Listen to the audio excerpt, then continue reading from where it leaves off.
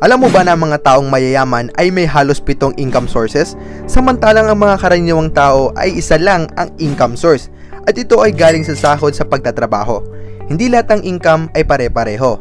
Meron tayong tinatawag na active income at passive income, or both.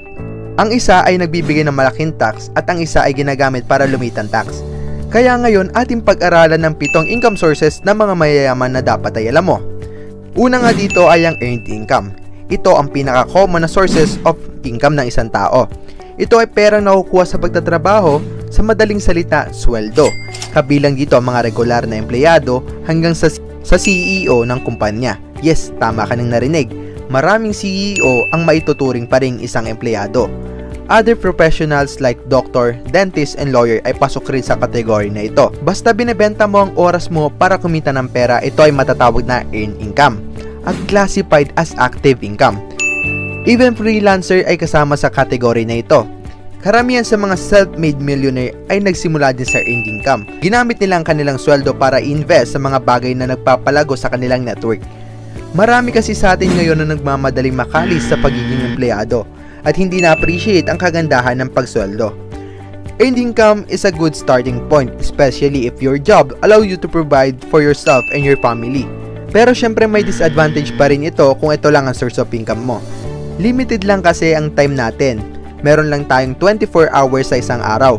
Kaya may hangganan lang ng perang pwede natin kitain sa pagtatrabaho. Minsan nga ay limited pa ang budget ng company sa pagpapasweldo. Ito rin ang may pinakamalaking tax. Biruin mo 30 to 40% ang iyong pera ay hindi mo nahawakan. This is a great starting point, pero dapat nating malaman yung iba pang source of income. Number 2, profit income. Ang profit na ito ay nanggagaling sa pagbebenta ng isang produkto or serbisyo na may tubo or profit. Ito yung stage na nagmumove na tayo from being an employee into entrepreneur. Galawang businessman ba? Noon kailangan mo ng malaking halaga para makapag-start ng business. Ngunit sa panahon ngayon, hindi hamak na maliit lang ang kailangan mong kapital sa pamamagitan ng internet. Whether you sell physical or digital product, kapag nagbenta ka ng produkto at nabenta mo ito sa mas mataas na halaga kaysa sa punan mo, ito ay matatawag na earned income. Pwede itong maging active o passive income, depende sa business model na meron ka.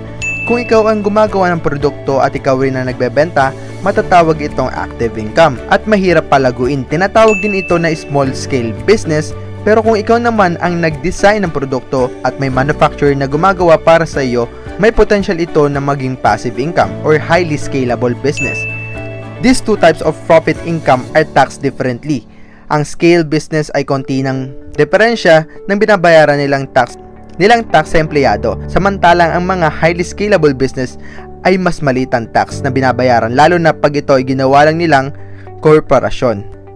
Number 3, interest income. Nagmula ang interest income sa pagpapatong ng interest sa perang pinahiram mo.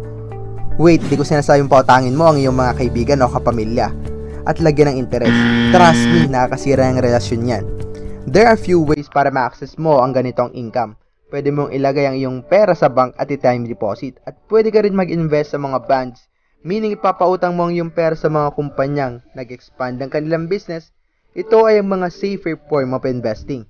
Pero hindi din naman ganong kalaki ang tubo. Marami kasing bonds o time deposit ang naglalaro lang sa 4 to 7% annual interest rate. Pwede ka rin naman maging creative para mas mapalaki ang income katulad ng peer-to-peer lending or 5-6 or share loan pero mataas ang risk na ito. At mapanganib nga lang kesa sa bonds at time deposit. In most cases, ang interest income ay passive income dahil karaniwan naman ay wala kang gagawin dito kundi ilagay ang iyong pera at maghintay ng tubo o interest. Number 4, dividend income. Ang dividend income ay nasib ng isang stock investor sa tuwing pinapamahagi ng kumpanya ang kanilang profit sa mga shareholder nito. Halimbawa ay si GMA7. This year 2022, nagbigay ang GMA ng dividend worth 1.45 pesos per share. Isipin mo kung meron kang 100,000 shares ay makakatanggap ka ng 145,000 pesos passively. Nagiging shareholder ang isang tao kapag bumili siya ng stock ng kumpanya. Dito sa Pilipinas ay makakabili ka ng stock sa pamamagitan ng mga broker katulad ng Call Financial at BPI Trade. At may iba't iba pang option kayong pwedeng piliin.